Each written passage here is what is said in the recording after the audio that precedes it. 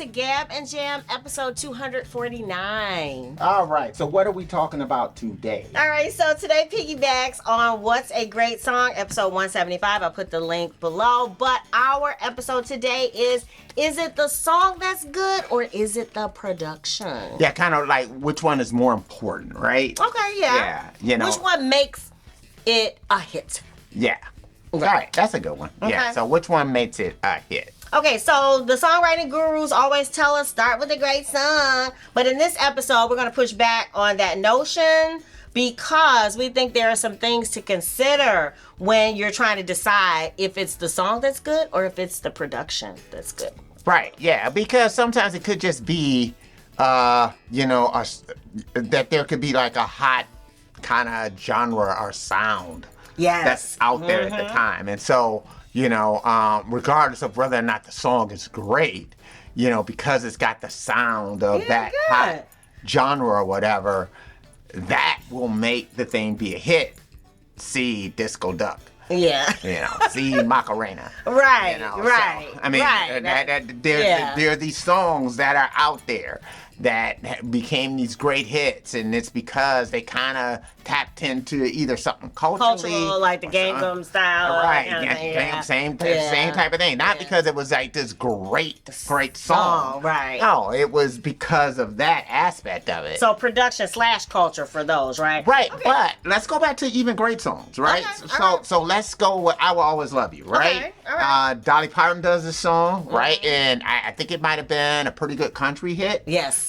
But it's because probably it had that country production around it. It had that thing that was presented to it, and because of the production, maybe even the vocals, whatever, it was limited. Yes. And how many people it could touch and whatever else. Right, because I never heard it. I didn't even know it existed. Right, did not know it existed, right? Now Whitney Houston does it, right? You have that voice. Yes. You have this pop production that goes on top of it, and bam, voila. Yeah, then it went with the movie, right? Right. It was part of the movie, too. So, movie soundtrack, it's just everything all these together. Things all together kind of happened. But, the production of the song. Another song, Nothing Compares to You. Yeah. Was on this album by the Family, right? Yes. I don't even think they had featured it as a single. No, I don't think so. Off of that album at all. Nothing like that. It was just an album cut. Yeah. That was on the Family's album. So it wasn't sort of like, oh wow, there's this great song that's on this album from one of Prince's proteges that just kind of came up and just became great. Yeah, great song.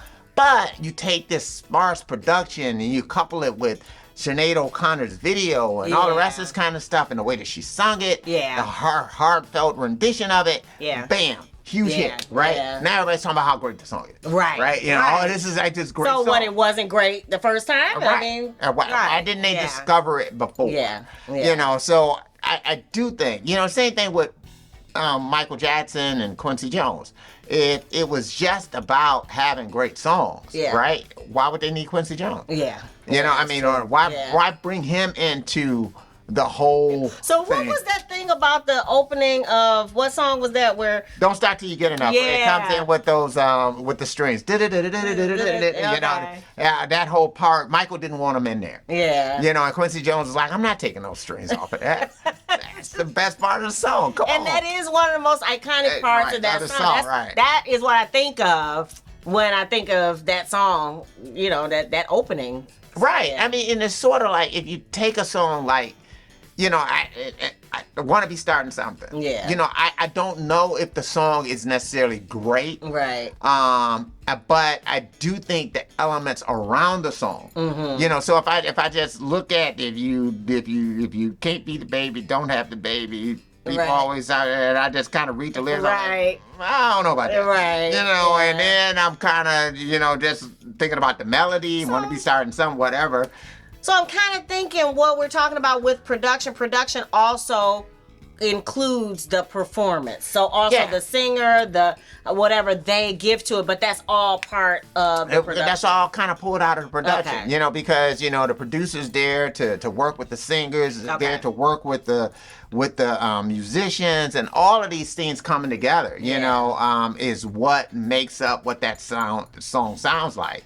So it's more than just a recording process. It's them going through and deciding, hey, I want to call up Louis Johnson and put him on this track. I want to, you know, get this guitar player, get these people together, and knowing, hey, you need to take that again. You need to do this again to get that out of it. You know, and so all of that stuff plays an essential role in bringing the song together. And certain songs, it's like, to me, it's like the production is a big part of it. You know, going back to Michael Jackson, the song that they produced, Shake Your Body Down to the Ground.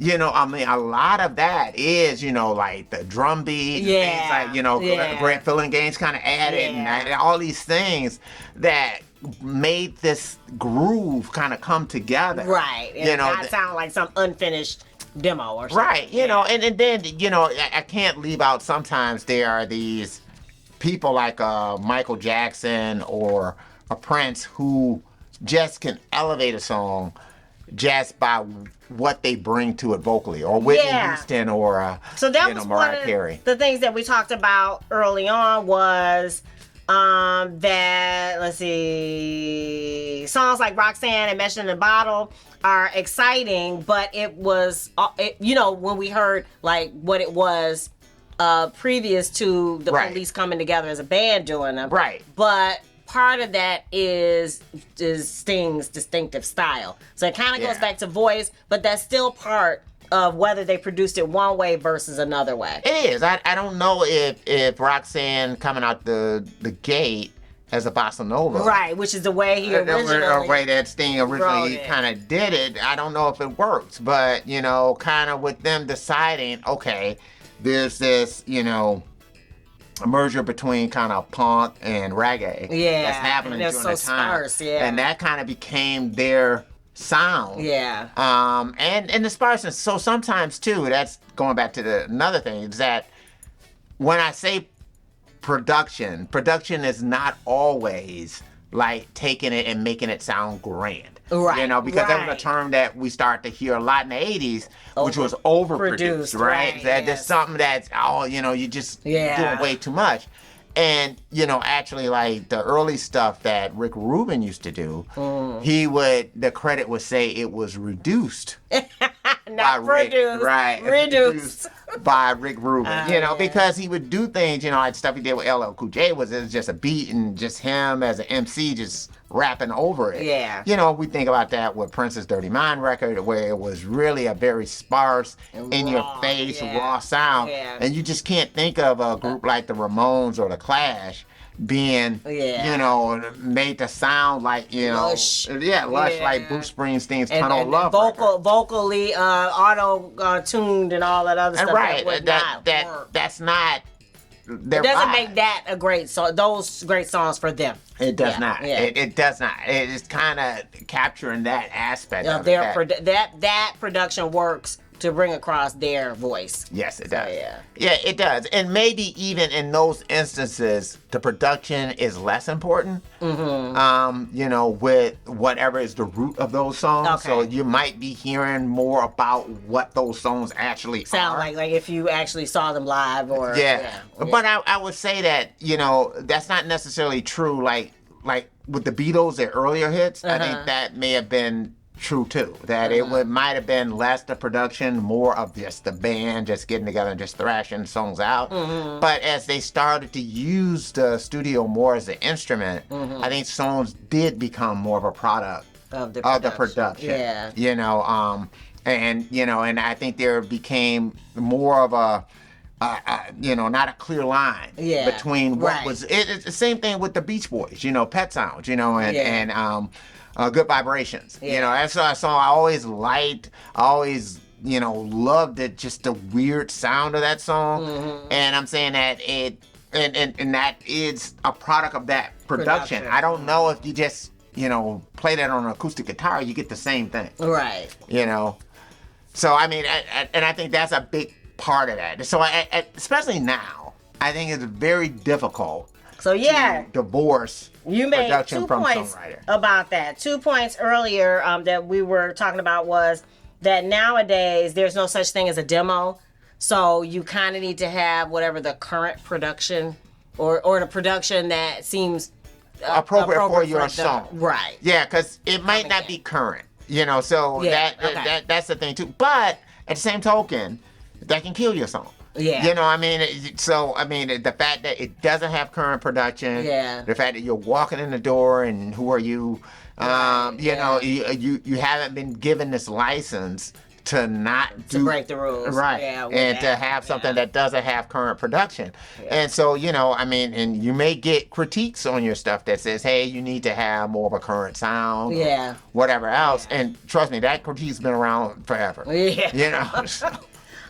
So there are a couple final things. One, the bottom line is you don't need a great song to be successful, but there are tons of songs that aren't great that are successful. So and you don't need great production for those. So you don't need great production. You don't need a great song, but a lot of times those are successful. But it's probably because it taps into that cultural thing that we talked about earlier. Right.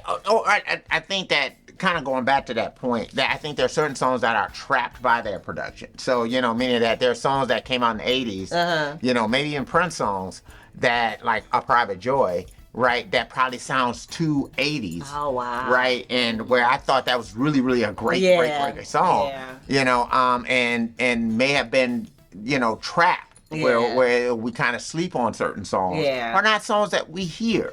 Like if you ask me between When Doves Cry and Aha's Take On Me, right? Which song do you think you'll be hearing 40 years from now? I went, When Doves Cry, right? For sure, When Doves Cry.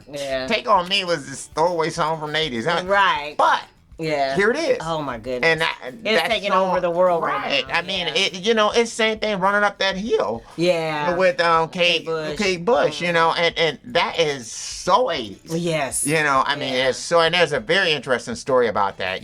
Kate Bush was like one of the early pioneers of using samplers. And one of the samplers that she used was one that was very, very expensive by the name of the Fairlight.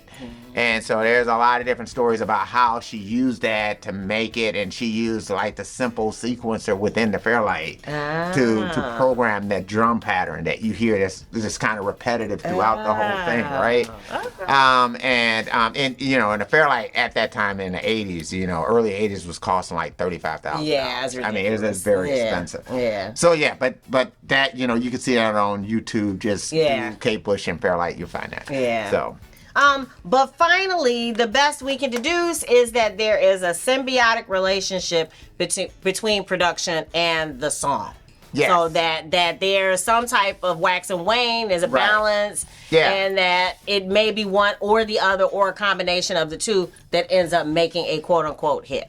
Yeah, I think so. And I do think that it's probably, and people won't like this, it's probably easier to polish a turd with production and to make it into something great than it is for a great song to overcome horrible production. Yeah.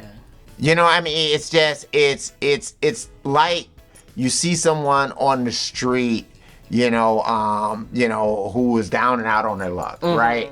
It's hard to see the value sometimes in that person, or to see what it is their gift and talent is, right? You really have to be willing to dig for that. Yeah. And people aren't usually ready to do that. Yeah. And that's the same thing with a song. If a song might be great, but if it's hidden under bad production, people won't sift to find that, right? However, they may listen to something that's not so good, right? That they might be like, oh yeah, but it's got the right production, it's got the right this, it's got the right that, and it works, what I mean? And it don't have to be great. I mean, and it could be a huge hit. So I mean, it might not be lasting, but it still might be a hit. A hit for that time. So, and I just think that you're just not gonna find too many songs that you can point to that just has awful production that are huge hits because they were just great songs. I just don't think you're gonna find that. If you know of a song that is a great song that got I guess canned by the production, let us know. Drop it in the comments below. What are your thoughts? Drop it in the comments below. And what else? And Sugarfit. So you could pick up Sugarfit, or not pick it up, but you could actually stream. Yeah, you could pick it up too. You could pick it up from Bandcamp, right? Yes. If you want to have a and physical CD copy. Baby. And CD Baby. Yes. But if you want to do just the streaming thing, stream it everywhere. So well, your favorite streaming platform. And we have ringtones. So if you want your phone to ring with that awesome Sugarfit ringtone, click the link below and avail yourself of that. If you dig the vibe and you want to be a part of the tribe, be sure to subscribe. We're wishing you love, peace, and chicken grease.